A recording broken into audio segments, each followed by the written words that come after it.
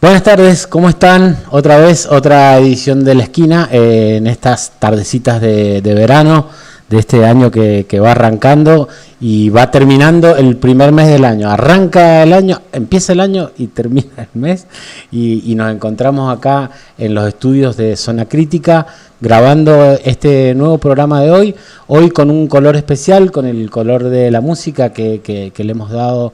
Intentado darle hoy, veremos si nos sale, seguramente que va a salir, darles la bienvenida otra vez al programa y antes de presentar a quien nos acompaña hoy, volver a pedirles y sugerirles que se suscriban a los canales de YouTube, al Facebook, que nos sigan en el Instagram, todo esto que sale ahí en los subtítulos y está en los comentarios, porque eso nos ayuda a seguir creciendo y a seguir haciendo estas cosas y cada vez poder contactar con más gente y contactar, por ejemplo, con quien estamos hoy, que es nuestro querido amigo Gustavo Massa. ¿Cómo estás, Gustavo? Pero muy bien, muy agradecido de que me hayan invitado.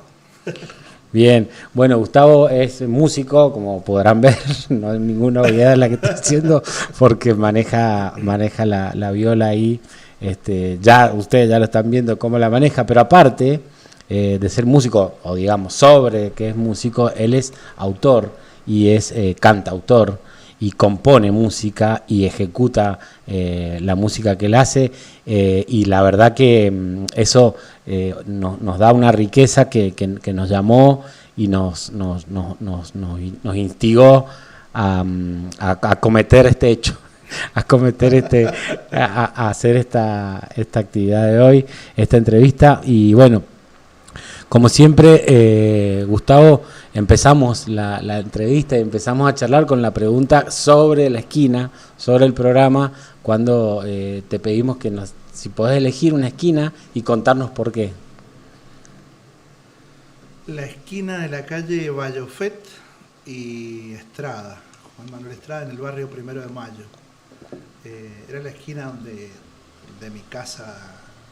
¿Eso es Las Heras? Eso es Las Heras, sí, sobre el Zanjón de los Ciruelos. Ajá. El barrio Primero de Mayo, y es la casa natal, claro, ¿no? Donde nos juntábamos con los amigos para organizar los partidos del barrio y nada, donde nos pasábamos toda la tarde. Yo siempre digo, nosotros somos la generación que tuvo la suerte de jugar un partido en una cancha de tierra y de quedarse hasta altas horas de la noche jugando con amigos en el barrio, hasta cuando ya se prendían las luces del barrio. Nosotros seguíamos hasta las 11, 12 y a esa hora volvíamos a casa. Eran unos partidos que no terminaban nunca, pero era una infancia feliz. Sí, y era esa esquina donde sucedía esa infancia, ¿no? Exactamente, nos juntábamos ahí, era el lugar de encuentro, el punto de encuentro, y era el lugar de donde partíamos y al lugar al que volvíamos, claro, a contar nuestras hazañas. Esos goles que nosotros imaginábamos. Imaginarios y reales, una reales, cosa, ¿no? Sí, seguramente contados con un orgullo tremendo cuando los partidos se ganaban y muchas veces las pasadas de factura cuando perdíamos, ¿no? Alguna vez escuché una profesional, no sé si una psicóloga o una psicopedagoga, que hacía la sugerencia a los adultos, nos decía, primero intenten recordar cómo se veía el mundo desde el niño, y entonces para eso hagan un ejercicio, y nos ponía de rodillas. Claro. Nos ponía de rodillas y dice, y ahora miren el mundo desde ahí. Es real, ese ejercicio no tendríamos que dejar de hacerlo nunca. Hacerlo, ¿no? Totalmente. Además me pasa, yo también soy docente. Ajá.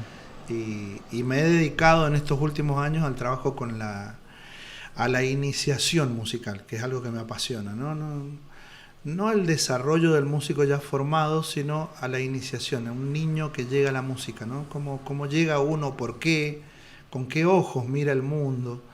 Y eso es una de las cosas que me enamoró, el hecho de decir, bueno, verle la cara a una persona que descubre que quiere ser guitarrista, o que quiere ser tecladista, o que quiere ser cantante.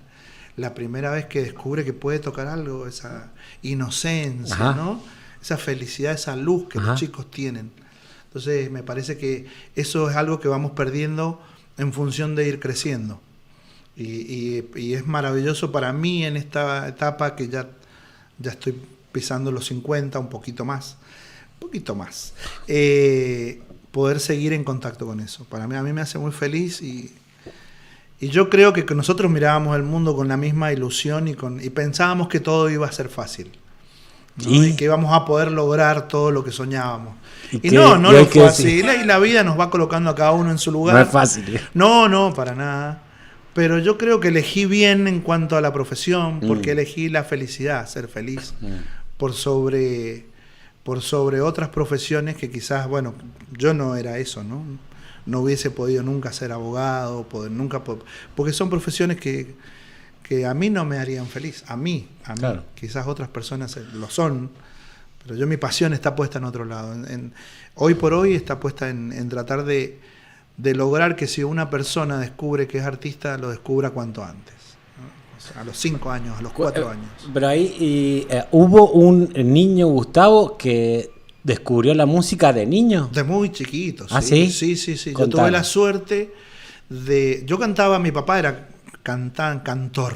Mi papá era un tonadero frustrado. Tenía una voz muy aguda, cantaba muy bonito, pero perdió el oído también y eso hizo como que él se frustrara.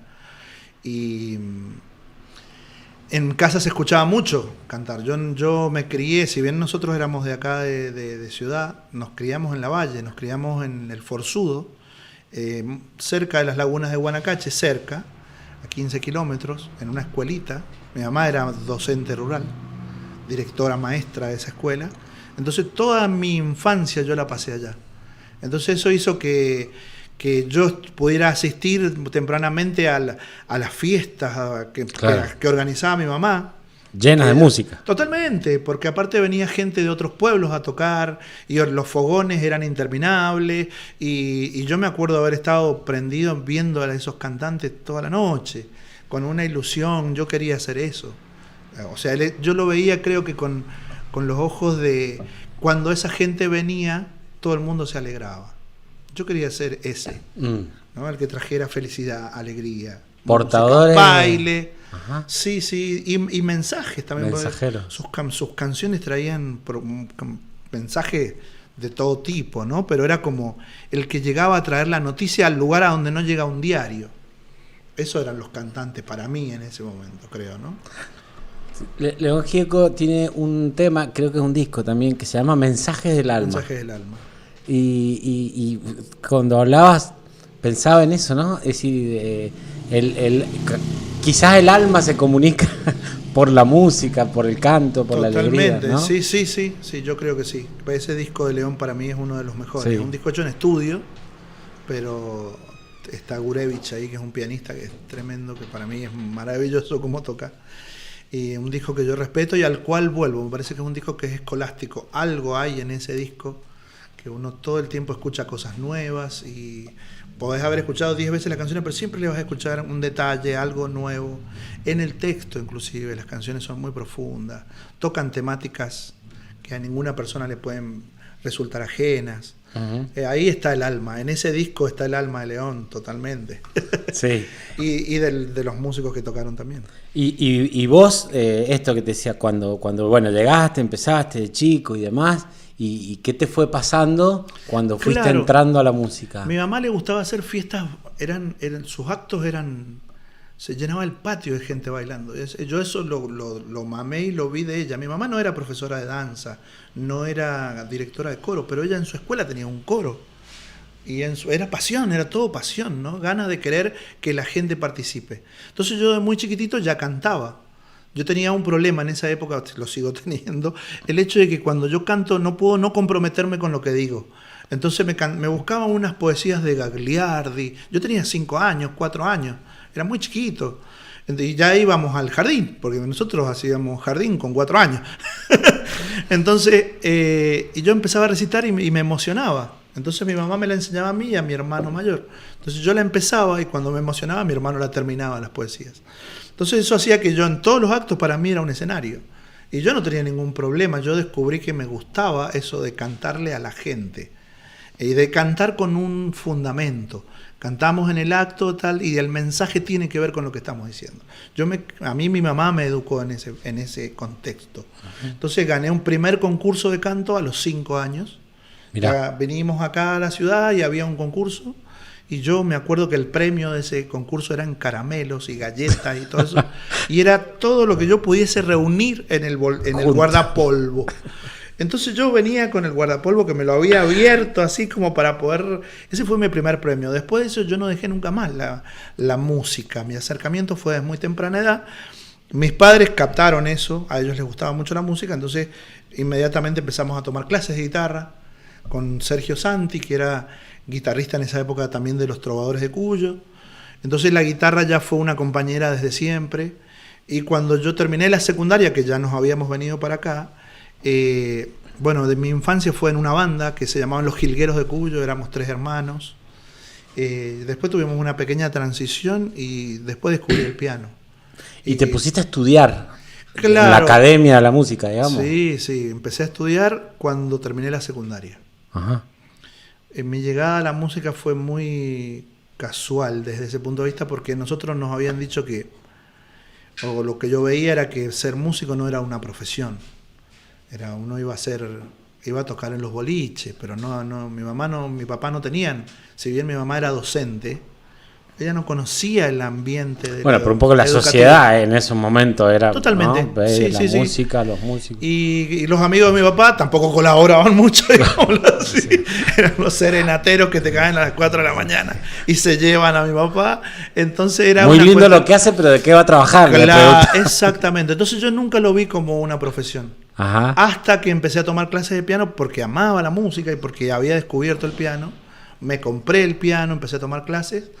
Y un día me invitaron a la facultad, eso es gracias a la mamá de mis hijos, que ella quería que yo estudiase, pues yo trabajaba de mozo. Yo empecé a trabajar de muy joven también. Terminé el 7º grado y mi papá me decía, para tener una vida sana hay que trabajar.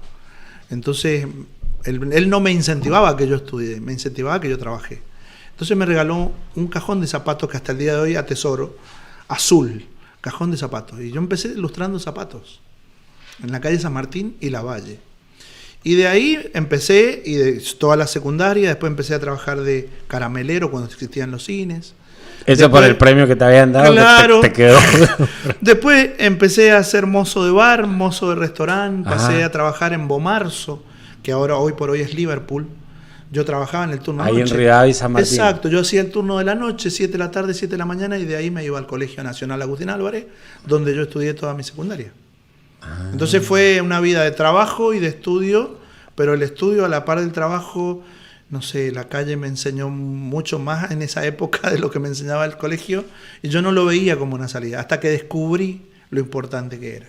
Y eso se lo debo a la mamá de mis hijos, que ella fue muy certeramente la que descubrió que a mí me gustaba la música.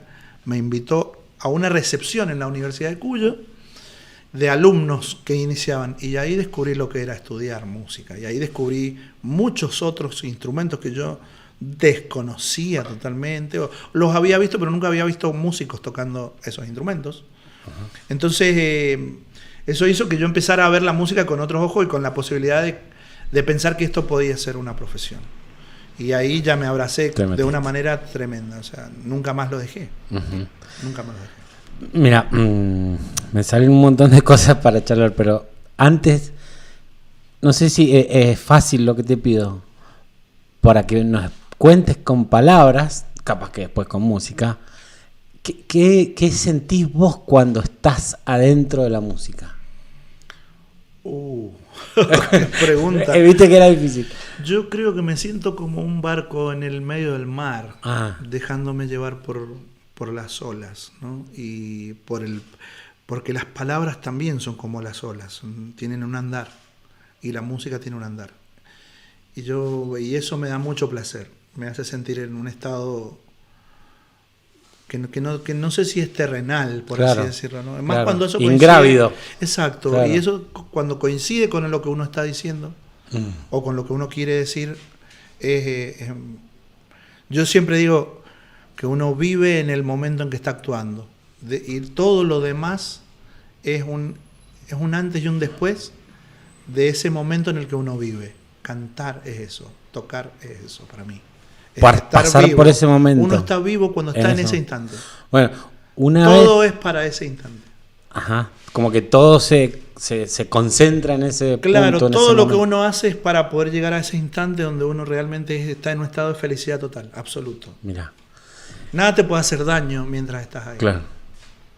Una vez escuché a B.B. King que dijo que 2 o 3 notas bien puestas valen más que la velocidad de 200.000. Sí, ¿no? sí. ¿no? Y lo otro, porque es como que me da como que le da en el momento, le pega justo. Eso es una cosa. Y la otra es cuando eso coincide con otras almas. Cuando uno puede hacer música junto a otros. Para mí la música debe ser compartida. Porque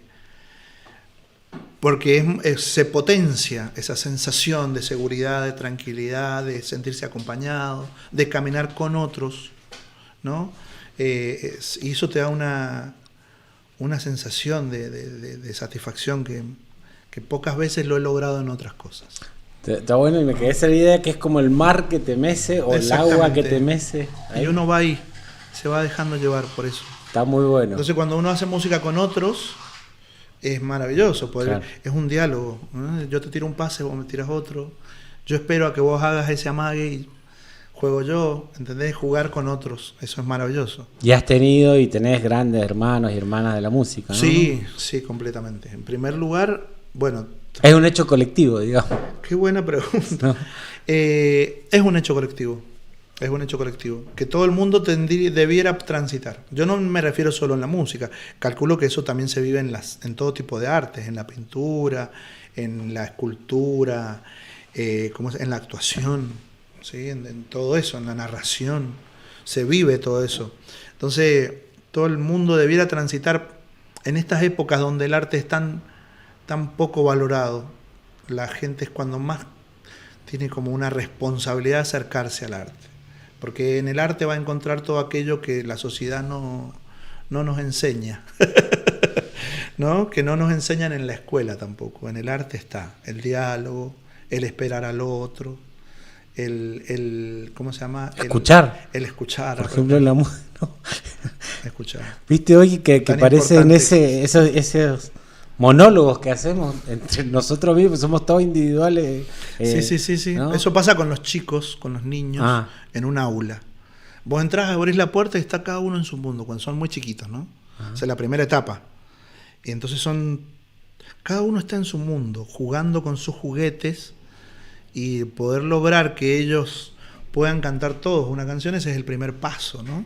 Y que puedan sentir esa sensación de respirar todos juntos y cortar y de saberlo cuando lo hicieron bien y cuando no, y matizar. Eso es lo que nos va enseñando a vivir en una sociedad. Es mucho más importante de lo que parece. Ahí dice, cantaron una canción. No, es mucho más importante que eso. Iba a decir eso. Hay que ir con ojos de ver, no es solo ir a escuchar la canción, es ir a entender todo lo que pasa cuando está pasando. Está pasando. Pero me quedo ahí que hay mucho de socialización. Totalmente. ¿No? Y hay mucha politización, en el sentido de la polis, de eso de vivir juntos, ¿no? Todo acto es político también. Claro, y la música es un acto político en este sentido. Sí. Claro. Y si tuviésemos más de eso, y si en los lugares donde formamos a los docentes les hiciéramos entender también eso, distinta sería también nuestra educación.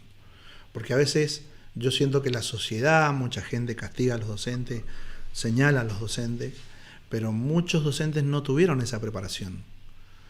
¿Entendés? O sea, yo vengo de una época, en la época en la que yo me formé, en donde se estaban por sacar las horas docentes de arte en las escuelas de música. Sí. Entonces, como para que eso no suceda, porque no había docentes, no había una carrera, y la que había era extremadamente larga, 11 años de carrera, nadie la hacía en 11 años. Entonces eran muy pocos los que se recibían, y los que se recibían no trabajaban en el nivel primario, ni en el secundario. Elegían ¿qué cosa? El terciario, la universidad, los niveles superiores, donde se cobra más, y uno trabaja quizás, el trabajo es menos sacrificado. Entonces en la primaria no había docentes. Entonces, ¿qué hicieron? a alguna persona se le ocurrió la idea de decir, bueno, toda aquella persona que sepa tocar un instrumento y que se anime a dar clase puede ingresar al sistema educativo. Y entraron, yo entre ellos, nos hicieron rendir un examen de competencia que se llamaba, sigue estando ese examen, que era rendir 9 materias donde incluía la danza, el canto, la música, la historia de la música, planificación. Bueno, era un examen para una persona que nunca había estudiado, era como muy extenso, pero no era tan difícil de rendir. Y después una de esa gente que entró al sistema, entró y le dieron titularidad. Claro. Muchos de ellos siguieron estudiando, en mi caso por ejemplo, muchos no. Entonces esa gente todavía están dando clase, mucha de esa gente. Y entonces nosotros a veces castigamos a los docentes, pero el Estado o el sistema no acompañó a esos docentes que entraron por una necesidad de querer trabajar y que después se quedaron ahí y no siguieron creciendo. Entonces el mundo cambió muy rápido, ¿sí?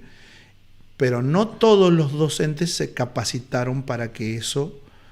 para poder acompañar ese proceso. Claro. Pero no solo eso, el Estado tampoco, el Estado los abandonó. Sí, vos sabés que en esta burrada permanente que a veces es quienes toman decisiones.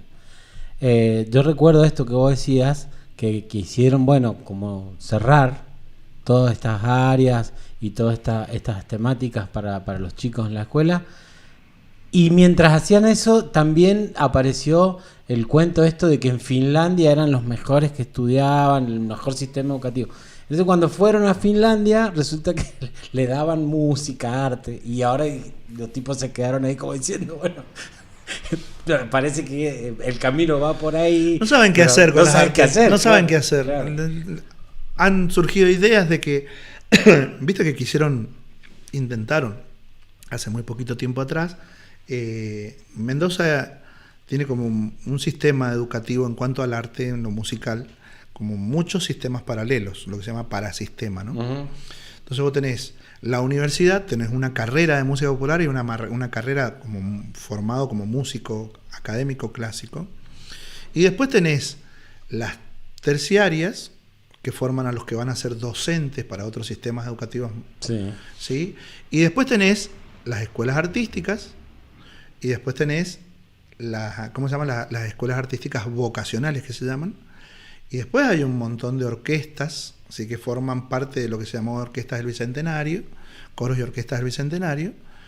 Y así, aparte de eso, hay un montón de coros vocacionales. Entonces, la gente que quiere hacer arte en Mendoza, Mendoza es una de las provincias que más cantidad de artistas tiene por habitantes.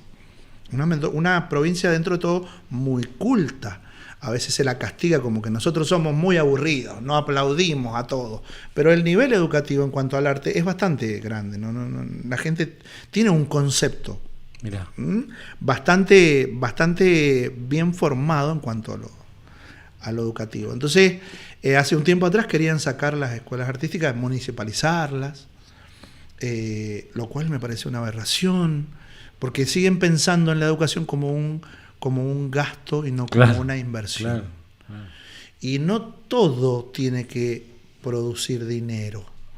¿Sí? Hay cosas que nos forman desde otro tipo como seres humanos, desde otro tipo de vista, desde otro punto de vista, en cuanto a la sensibilidad, ¿sí? En cuanto a entender esto que somos una comunidad, ¿sí? En cuanto a la belleza, a lo estilístico, a lo artístico. Entonces, siguen pensando, siguen sin saber qué hacer. Eso, ahí estábamos. Siguen pensando con los pies. Exacto. Y quienes estamos dentro del arte intentamos sobrevivir a estos cambios que son tan bruscos, que a veces azotan al sistema y que, bueno, nos tienen de acá para allá atentos a que en cualquier momento no sabemos si nos quedamos o no sin trabajo, o si o desprestigian tanto lo que hacemos, que a veces nos la hacen muy difícil, ¿no? Sí, esa es una constante cuando nosotros hemos hablado con artistas y entrevistados, esto que acaba de decir es una constante, así que evidentemente es la realidad de lo que está pasando y es difícil, ya enseguida charlamos de eso, ¿no? Pero es difícil Se complica más cuando el Estado lo que hace es acentuar esto, ¿no? Es decir, pudrirla más, digamos. Exactamente. Cuando el Estado interviene y la pudre. Exacto, y la pudre, pero carente de ideas, vacía. Piensan que la solución es vaciar todo el sistema. Sí. No, esto no, porque esto es un gasto, entonces... Sí. Y no es por ahí. ¿Viste cuando ponen Secretaría de Turismo y Cultura? Lo mismo el arte que el turismo. ¿Sí? Exacto.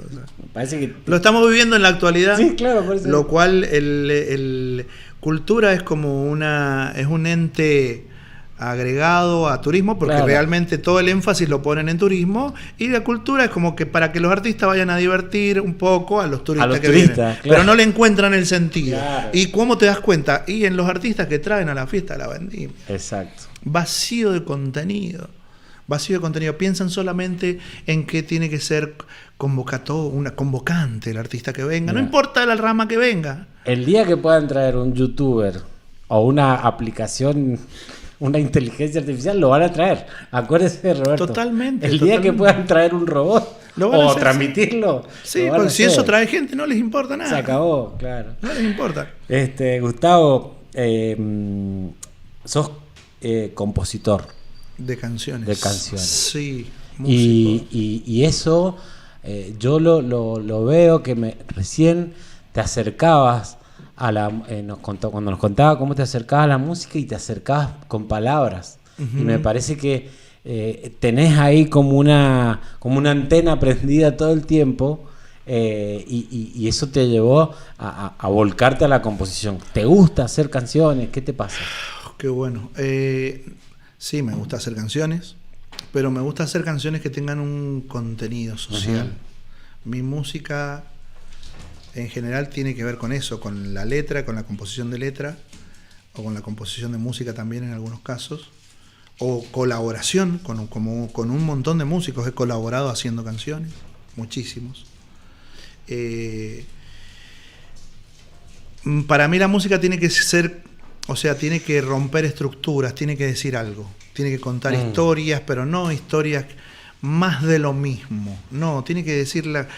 Yo me acerqué a la música en la época de militancia, en la época donde yo veía tanta injusticia social, donde me dolía lo que yo veía, donde necesitaba contar lo que pasaba, ¿sí? Entonces, desde ahí se me despertó más el interés por querer cantar, por querer componer. ¿No? Entonces, ¿cantar es militar para vos? Sí, todo acto es político, decíamos recién, y cantar. Yo milito desde la canción. Ajá. Pero aún así yo prefiero pensar que soy un docente que canta. ¿Sí? Yo tengo, obviamente, mucho respeto por la profesión. Yo soy músico, he estudiado música, me he recibido, ¿sí? Pero prefiero no estar en ese escenario. No. Para mí son estrellitas de colores. Yo prefiero cantar desde otro lugar más sencillo, más cercano a la gente. Yo soy un maestro que canta, un maestro de música que canta.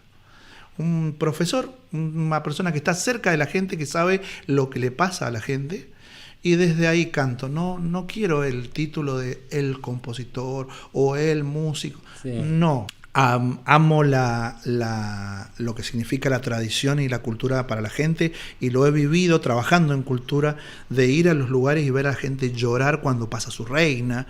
Amo las tradiciones, pero no busco ese lugar de estrellato o de vidriera por la cual muchos músicos matan por estar ahí. Yo no, gracias. Bueno, y ahí... No es desde ahí desde donde yo quiero cantar. Claro. Paulo Freire, viste que decía que enseñaba aprendiendo y que todos enseñamos, ¿no?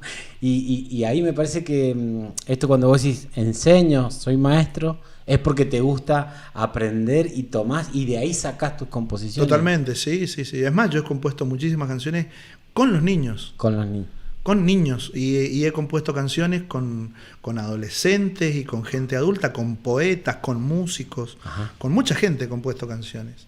O sea, que a veces eso no se difunda o yo no lo difunda es otra cosa, pero sí he compuesto. En mi taller yo compongo todo el tiempo música para que mis alumnos aprendan a tocar. Claro. Y salen esas ideas de las cosas que ellos están charlando. Exacto. o de las cosas que a ellos les interesa contar y decir. Entonces uno vive inmerso en un contexto, es imposible. Enseñar aprendiendo. Exactamente. Para mí yo coincido totalmente con Paulo Freire en todo. Bueno, Gustavo, queremos escuchar algo. Bueno, dale. Lo que vos quieras. Bueno, voy a cantar primero una canción que me habían pedido que cante. Y hablando esto de las colaboraciones y de todo eso, voy a hablar de una canción que yo, junto con Mirta Tuller, una escritora, ¿sí? Compusimos, ¿sí? Ella compuso la letra, ¿sí? Y yo le puse música a esos versos. Entonces, cuando yo llegué, esa canción no era lo que es hoy. La compusimos juntos porque yo acababa de pasar. Vos me pediste que contase de qué hablaba la canción. Sí, por supuesto. La canción se llama Niña de Olinda y habla de la difunta Correa. Es una promesa que yo le hice a la difunta Correa para pedirle que se hiciese el milagro. Yo tenía un hermano menor con una enfermedad terminal y bueno, mi promesa era componerle una canción si se daba el milagro. Bien, eso no sucedió, pero quedó esta canción, ¿sí? Que hicimos juntos con Mirta Tuller, ¿sí?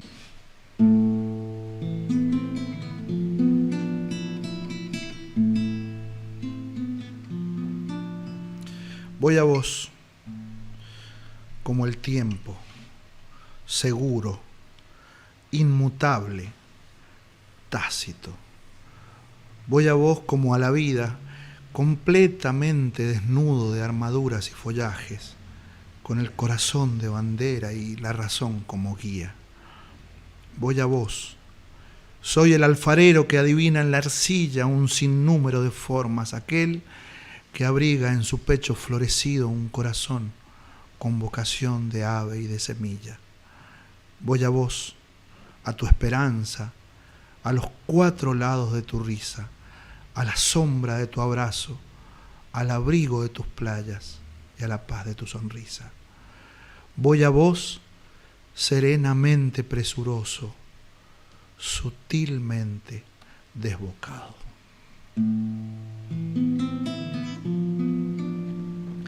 La niña de Olinda tiene agua bendita en sus pechos y un manto puro de nieve, piel de aceituna y romero, y un manto puro de nieve,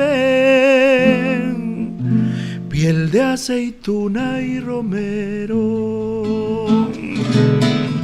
Senderito del arriero, pirca de ofrendas y rezos, huellita de luz y arena que va, agua clara en el desierto, huellita de luz y arena que va, alumbrando mi desvelo, estrellita de mi cielo. En la piel del promesero que va, tu milagro es como un beso que va, con tu amor grabado a fuego. Tu milagro es como un beso que va, alumbrando mi desvelo.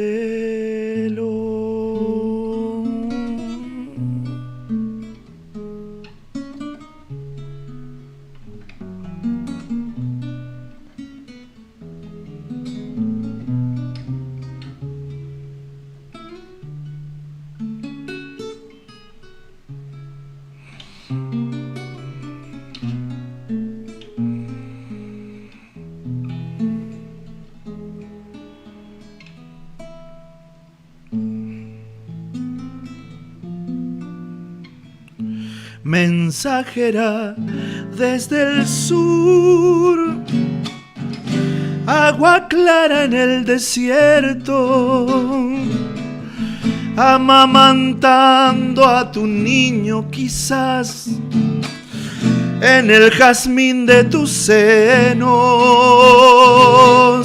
amamantando a tu niño quizás en el jazmín de tus senos. Se desprende por el aire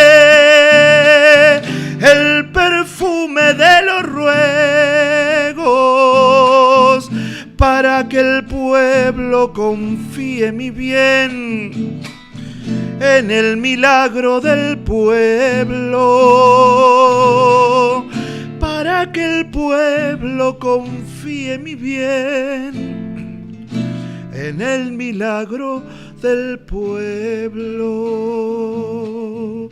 Estrellita de mi cielo, en la piel del promesero que va, tu milagro es como un beso que va con tu amor grabado a fuego. Tu milagro es como un beso que va en la piel del promesero.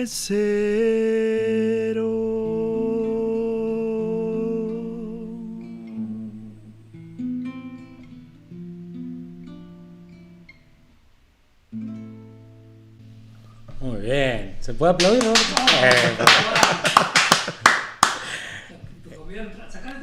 Sacó trago, está bien, ahí tenemos agua para el Gustavo.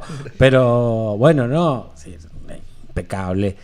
Yo, ¿sabes qué? En esa canción encuentro eso que buscábamos recién charlando, el desvelo de la promesa y el milagro del pueblo. Es decir, lo individual y como el colectivo también, ¿no? Y la Diolinda tiene eso, la difunta, ¿no? Esa experiencia tan personal, pero a la vez que van todos, ¿no?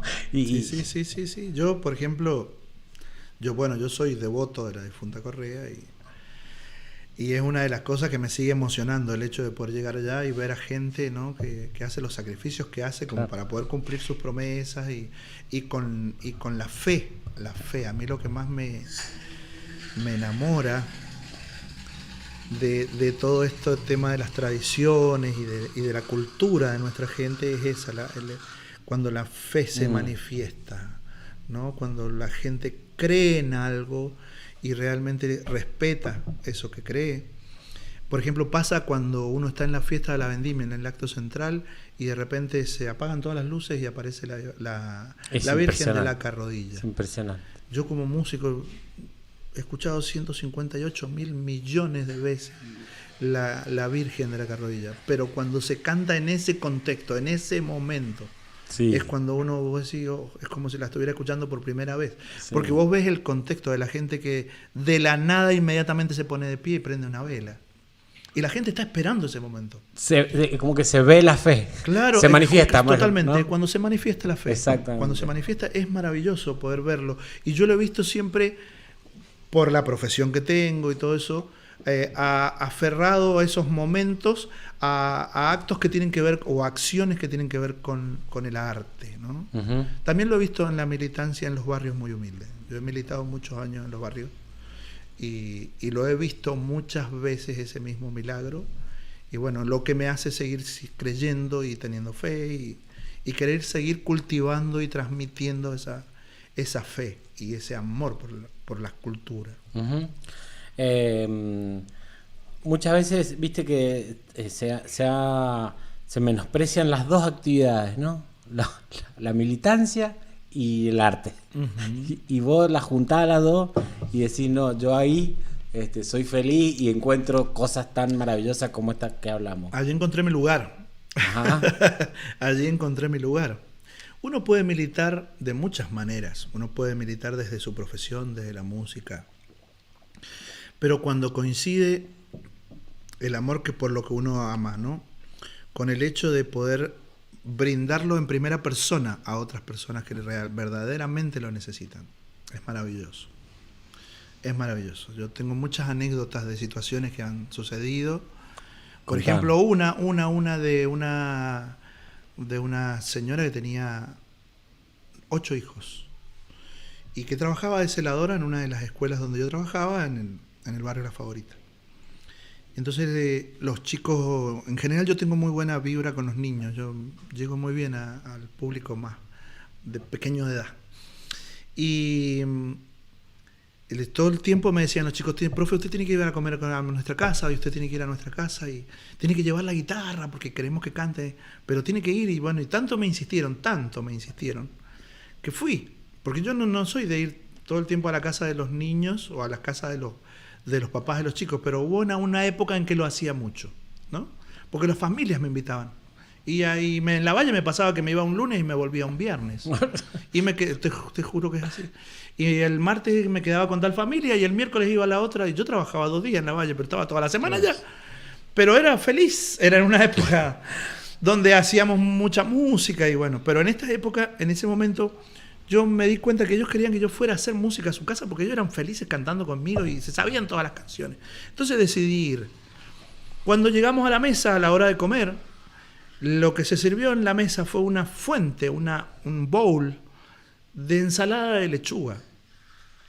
Y esa era la cena de esa gente. Y es verdad lo que estoy diciendo, ¿no? Solo una ensalada de lechuga para 8 chicos en la noche. Y yo tenía un lugar en esa mesa, lo cual me hizo sentir muy orgulloso de que ellos compartieran su todo conmigo.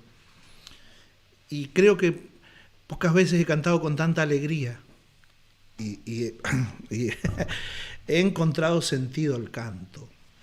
¿Viste? Cuando vos decís, bueno, canto para traer un poco de alegría a un lugar donde ellos quizás tan pequeños no notaban esa necesidad o esa falta de lo que muchos pensamos que ellos carecen, ¿no? Uh-huh. Y sin embargo, esa noche fui feliz. Yo creo que la felicidad son flashes, ¿no? Porque le encontré sentido a lo que yo hago. Y sé que hice felices a un montón de gente inclusive vecinos que se acercaban a cantar y escuchaban música y se acercaron. Y para los que quizá también había lechuga. Exacto. ¿No? Y para los que se sentían muy orgullosos de que el profe haya venido a su casa. Porque yo era como una figura en los docentes en esos barrios, en todos los barrios. Siguen estando, ¿no? El rol del docente tan importante y siendo tan importante para la gente. A veces por una cuestión de seguridad, muchos docentes no lo hacen, el hecho de acercarse a la familia y vivir y tener una conexión con la familia desde otro lugar distinto al rol. Sí, ir a la casa, esto que decís vos. Ir a la casa, cantar un rato, hablar, comer, charlar, conocerse desde otro lugar. Sí. Pero sabes que una persona muy importante, que es mi madre, Nirta, que aparte es nuestra seguidora, Robert, ¿o no? Número uno. Dice, ella era docente, se retiró como directora, y ella decía algo que a mí siempre me ha quedado grabado, que la reserva moral de la Argentina y de nuestros pueblos está en esos lugares.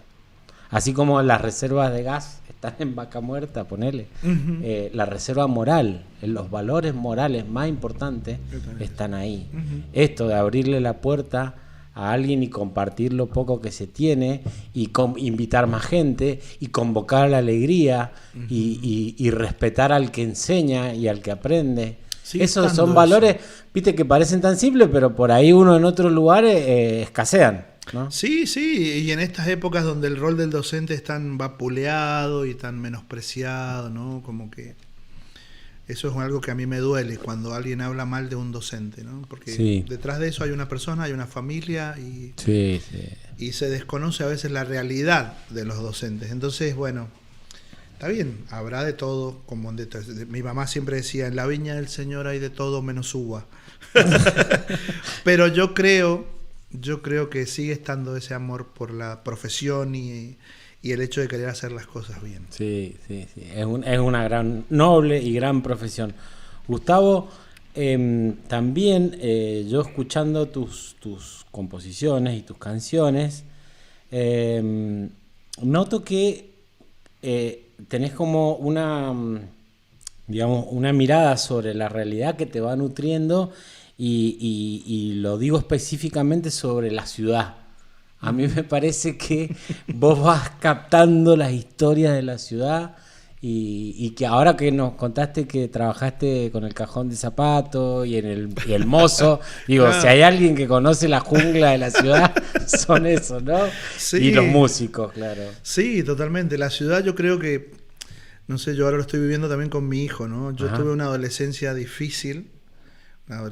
Yo tengo todos mis hermanos que son abanderados, pero yo no veía un futuro en el estudio en esa época y mi papá tampoco colaboraba mucho. Y tuve toda una época de búsqueda en lo personal que me llevó a vivir en la ciudad y a trabajar y a crecer y a aprender muchas cosas en la calle. Sí. En la calle y de los personajes estos, Sí. ¿no? que hay en la calle que enseñan a veces de la peor manera. Sí. Pero uno siempre aprende, y más cuando uno va con ojos de ver. Para mí el mundo era hermoso. Claro. Cuando yo era chico, el mundo de los adultos era maravilloso. Yo quería ser adulto, y ahora que soy adulto, me volvería con muchas ganas a ser un niño. Entonces trato de no perder esa capacidad de sorpresa. De observación. De observación, pero la capacidad de sorpresa, no quiero perderla nunca. Siguen habiendo cosas que me sorprenden, ¿no? Ajá. Y eso uno lo vive mucho cuando está en contacto con adolescentes, con jóvenes, con niños. Por eso no me voy, no dejo la escuela primaria, porque es más, he dado clases en todos los niveles, inclusive he dado charlas en la universidad, en carreras de canto. En terciarias he dado clases para profesores de música. Pero nunca fui tan feliz como dando clases a los niños. Yo sigo conservando ese gusto de ser un niño en algún lado y de jugar y de jugar y de permitirme jugar con ellos y equivocarme y aprender con ellos también. El mundo de los que descubren el mundo. Exacto, exactamente, de los que están descubriendo el mundo. Sí, sí, sí. Y bueno, y ahí vamos. Y la ciudad tiene todas esas cosas. Sí, para mí, yo ahora lo estoy viendo con mi hijo, que es tan parecido a mí. Tan parecido a mí que asusta. Que asusta y asusta mucho. Pero yo comprendo que hay una sola cosa que no le voy a poder evitar y es el dolor. Entonces trato de acompañar y de estar cerca y de tratar de, en la medida que él me lo permite, no invadirlo, pero sí estar presente y estar cerca siempre. Entonces no soy un amigo, soy su papá. Bien. Pero trato de que desde ese rol, de que él me acepte, que yo le diga las cosas que realmente considero que son importantes. Sí. Y también con todo el miedo del mundo soltarle la rienda como para que él también explore. Porque considero que hay mucho ahí también para aprender. Hay muchas cosas lindas para aprender. ¿Te trajo alguna canción esa calle? Sí, que tengas por ahí. muchísimas. Sí, muchas. Por ahí me gustaría más cantar. Sí. Estoy tratando de hacer memoria, pero me trajo amores, fugaces, claro. Otros traidores, como dice la canción. Me trajo muchas alegrías, me trajo mucha tristeza, pero me gustaría cantar algo. Esa calle me llevó a muchos lugares. Entre esos lugares me llevó a un lugar que es el Paramillo, a conocer gente que había conocido trabajando y en ese lugar conocí a una lucha que ellos tenían, que es Paramillo es la Valle, ¿no? Sí. Ellos eran gente de Salta y de Jujuy y ellos vivían en una finca y ya llevaban más de 20 años en ese lugar viviendo y el dueño de la finca jugando en el casino se jugó la finca y los dejó a todos a la calle. Sin trabajo. Sin trabajo. Yo conocí esa realidad mientras estaba ya trabajando medio de docente y queriendo no querer hacerlo y haciendo música y me pareció muy injusto. Entonces yo colaboré mucho en difundir lo que pasaba en ese lugar y fue una de las primeras canciones que tiene que ver con corte social, que habla un poco de las cosas que pasan a la gente de acá, de Mendoza, de aquí y de allá, ¿no? Y ellos tienen una muletilla que es no me le merme, no me le afloje. No me le merme, no me le afloje. Ajá. Y entonces yo tomé esa muletilla y con esa muletilla compuse una canción que habla de la resistencia, de lo que es resistir a algo que es, ¿cómo se llama?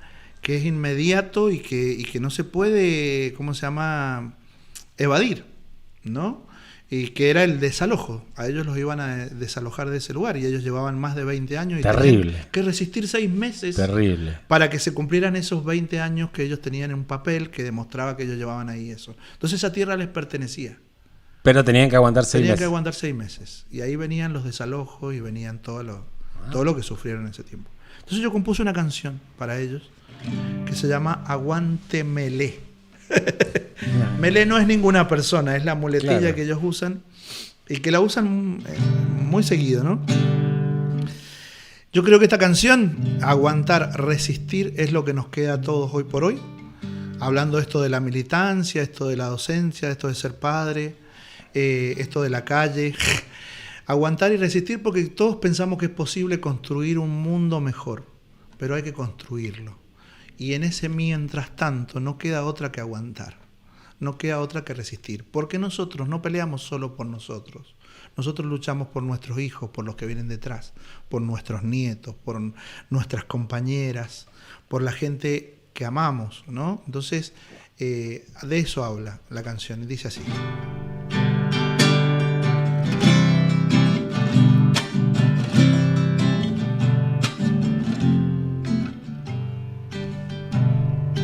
Pueden lastimarte el alma y el cuerpo, saturar tu mente, quebrarte la voz. Pueden aturdirte con tanto silencio, pero ya aprendiste lo que es el dolor.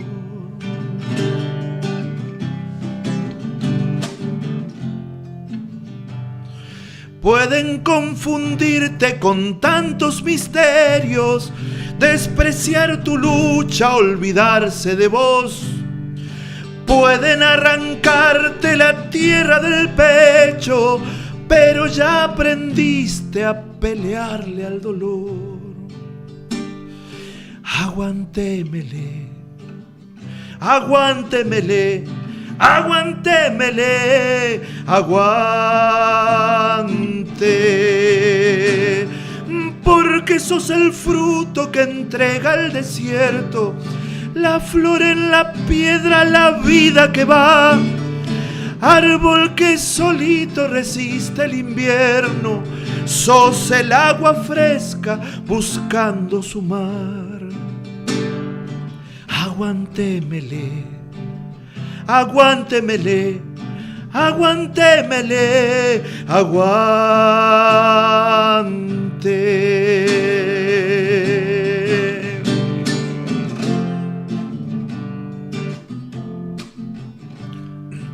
Pueden apuntarte sus armas al cuerpo, inventar motivos, callar la razón. Ya no hay Dios, ni fe, ni ley, ni derechos, pero ya aprendiste a ganarle al dolor. Aguantémele, aguántemele, aguantémele, aguante. Porque sos el fruto que entrega el desierto, la flor en la piedra, la vida que va. Árbol que solito resiste el invierno, sos el agua fresca buscando su mar. Aguantémele, aguántemele, aguantémele, aguante.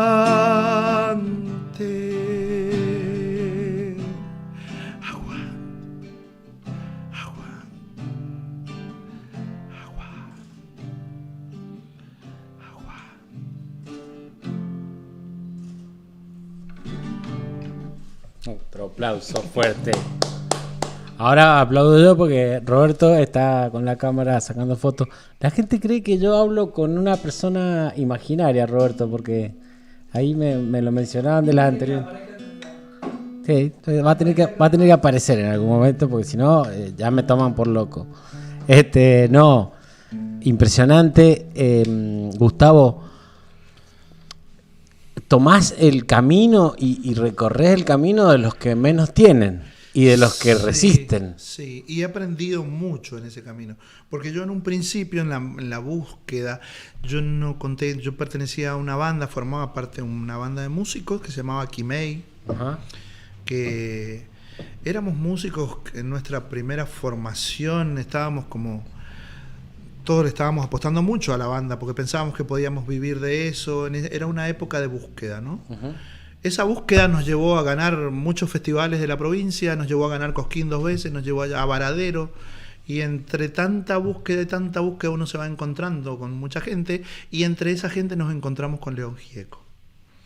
Y León Gieco nos apadrinó, y esa fue una época muy bonita, de que León Gieco nos abría las puertas de los lugares donde él iba a tocar, y nosotros cantábamos antes que él.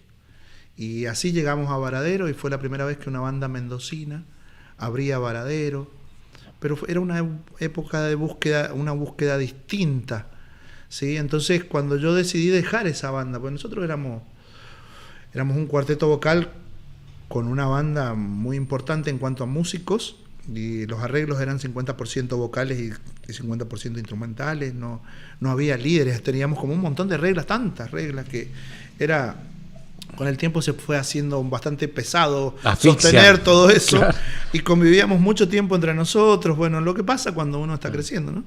Y esa búsqueda me hizo dejar de cantar en esa banda, porque yo sentía que no era eso lo que yo estaba buscando. Yo no estaba buscando fama, yo no estaba buscando dinero, yo estaba buscando saber quién era yo y desde qué lugar cantaba y a quién le quería cantar. Entonces eso me hizo dejar de cantar en esa banda y empezar a componer. Y eso me hizo empezar a militar. Y la militancia me llevó a los barrios. Y ahí encontré los temas que yo quería cantar. Y encontré a quién le quería cantar. Porque a veces uno cuando ve a un cantante, puede decir, bueno, tiene unas voces hermosas, frescas, pero sus canciones hablan de todo un poco y no hablan de nada. Sí.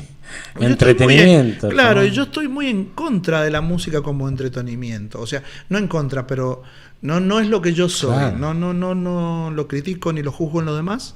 Y eso no lo hago, de verdad no lo hago. Pero yo no lo haría. Yo no me subiría al escenario, yo no me pondría un sombrero con frutas en la cabeza para cantar música cubana. Yo no me vestiría, porque yo no soy eso. Lo respeto en quienes lo hacen. Y hay gente que lo hace muy bien, pero yo no soy eso, mi búsqueda era otra. ¿Entendés? Entonces eso me hizo llevar a empezar a escribir ese tipo de canciones con contenido social. No son canciones de protesta, yo los llamo testimonio, yo hago testimonio. Trato de contar poéticamente realidades que pasan en nuestra provincia. Así compuse una canción que habla de Fuente Alba también, y coincidía justo en la misma época en la que tres compañeros... El maestro asesinado por la policía. Me llevó a cantar allá. Unos músicos amigos me recomendaron, y yo entré en un disco que se llamaba Expresiones de Lucha y Justicia, y mi canción Canto por no matar, que estaba dedicada a Fuente Alba, entró en un disco junto con León Gieco, junto con Víctor Heredia. Se hizo un homenaje allá en Neuquén, y allá fuimos a cantar y conocí músicos de todo el país que cantaban, y vi a una esposa de Fuente Alba estoica bancarse un concierto tan pesado, tan fuerte, porque todo el mundo venía a cantar lo que había sentido cuando se enteraron de la noticia. Entonces yo iba a cantar Canto por no matar, que era la canción que yo le había escrito a él, y decidí cantar Aguante Melé, porque yo la vi ahí y había todo. Era lo mismo, digamos. Claro, pero no era tan pesada como la otra. La otra era muy era como abrirse el pecho y muy desgarradora. Y esta otra canción me parecía que era un poco más esperanzadora, ¿no? Entonces, o yo lo sentí así en ese momento y lo canté. O sea, la música me ha llevado por muchísimos caminos. Me ha llevado a Chile, me ha llevado al norte argentino, a Salta, me ha llevado a Jujuy, he conocido Córdoba, he conocido Neuquén, en muchas provincias. He viajado y la música me dio cosas que yo realmente no hubiese podido pagar. ¿No? Me llevó a conocer la militancia en Buenos Aires, y hacer en un momento muy importante entre las militancias del país, ser como un nexo. Mirá. A tratar de contar y poder ir a contar historias que estaban pasando acá, y que eso hiciera que la gente que estaba trabajando en los dos lugares, en organizaciones sociales, se pudieran poner en contacto y lograran cosas muy importantes, tanto acá como allá.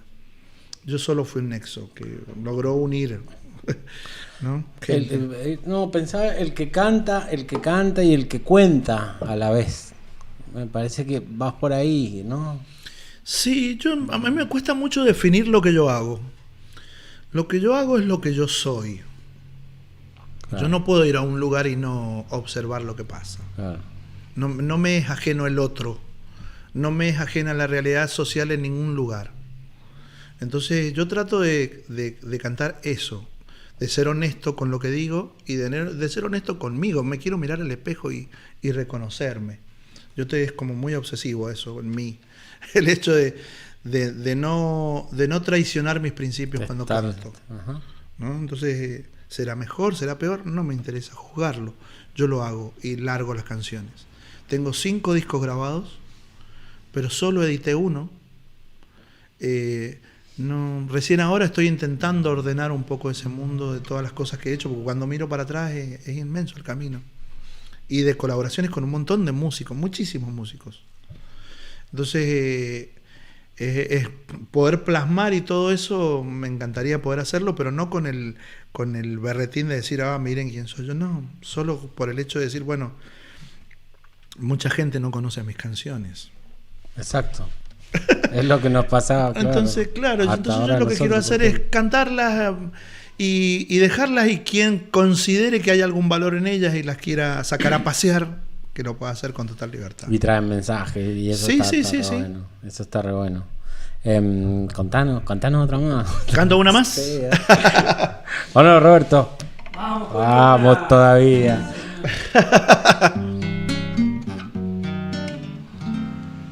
Voy a cantar una samba que se llama Refugio, que me pertenece. Bien.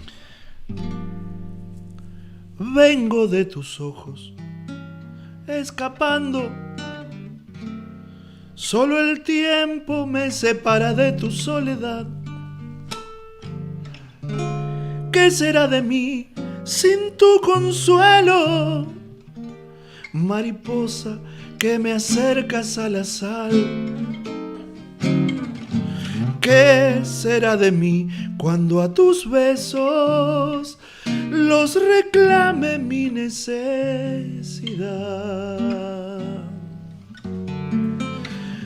Vengo, amigo, solo del silencio, del enojo, de la duda, de la tempestad.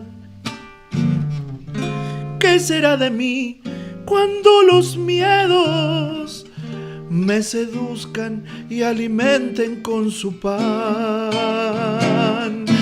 ¿Qué será de mí cuando a tu cuerpo lo reclame mi necesidad?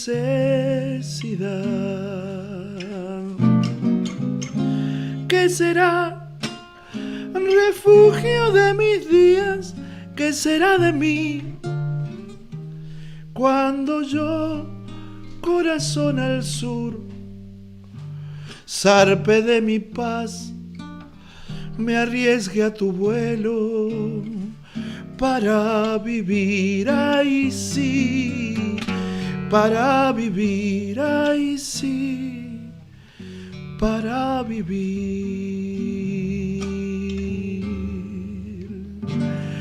Voy a las riberas de tu tiempo, a la sombra de tu abrazo, a mi soledad. Cruces de neón son mis desvelos cuando acuden los recuerdos de tu voz. Flores de color que sin consuelo palidecen en mi corazón. ¿Qué será refugio de mis días? ¿Qué será de mí cuando yo, corazón al sur, zarpe de mi paz, me arriesgue a tu vuelo para vivir, ay sí, para vivir, ay sí, para vivir.